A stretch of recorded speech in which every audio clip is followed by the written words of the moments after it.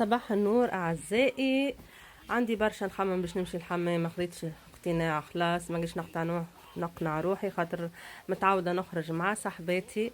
اما جاني تليفون من صاحبتي قالت لي هيا نمشي، قلت لها داكور دوتو تسويت نمشي معاك حتى للمريخ. الغاو البرنامج، قلت عادي نورمال نخرج وحدي نجرب نقص وحدي في التران. كنت فرحانه شويه ومستغربه شوي. اما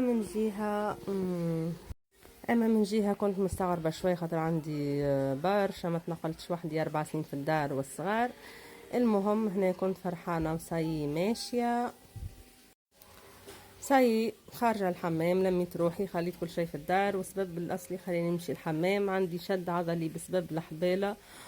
وصلت للحمام صاي فرحانة، قلت نصور لكم نشكره لكم خاطر نساء اللي يعملوا القماج مش نورمال، نساء لطيفين برشا على الاخر.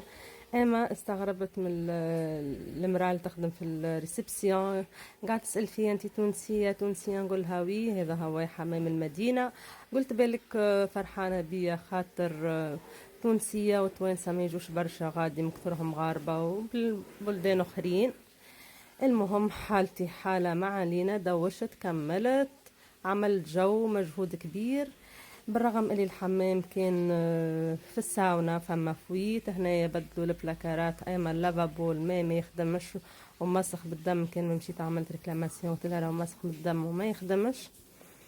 المهم كي لقيتهم هابطين نتصور في المواقع الكل، قلت خلي نصور حتى انا نستغل الفرصه ونهبط ونستحفظ بها سوفينير او ميم طون نوري لكم الحمام في انتويربن كيفاش.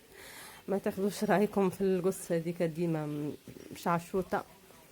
المهم خديت اذنها باش نصور، قالت لي داكوردو صور جوست هذا الصوابين والكل ما تصورش غادي. قلت باهي مع اني مستغربه انهم ديما يصوروا. وهنا وين عملت لي العركه خاطر ظهرت شويه واصرت باش تفسخ لي الفيديو هذا الكل. يا اخي انا نحيت المقطع، اوهمتها اللي انا فسخته مع انها حبت تدخل. وفما برشا حاجة أخرى، والتواليت زادة الضوء متاعها عنده 4 شهور ما يخدمش. المهم الحمام ولا حالة. وبعد تالي اقتنعت اللي المراه في ريسبسيون عملت كيكة وظهرت يعني على حقيقتها كيف عرفت اللي أنا تونسية.